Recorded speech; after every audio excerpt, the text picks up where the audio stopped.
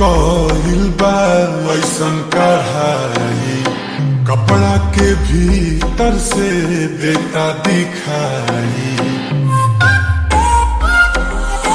बाटी पकहिल बा ऐसन कढ़ाई, कपड़ा के भीतर से देता दिखाई।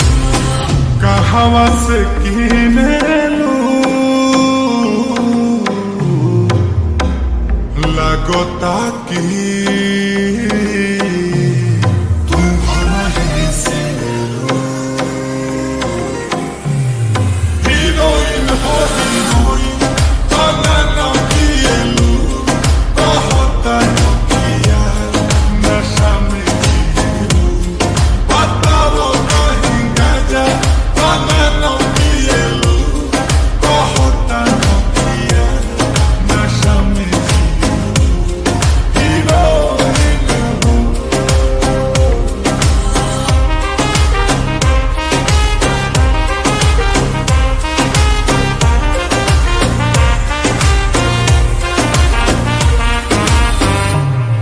गुलाब जैसन खिलल बारू तू भंवरा से।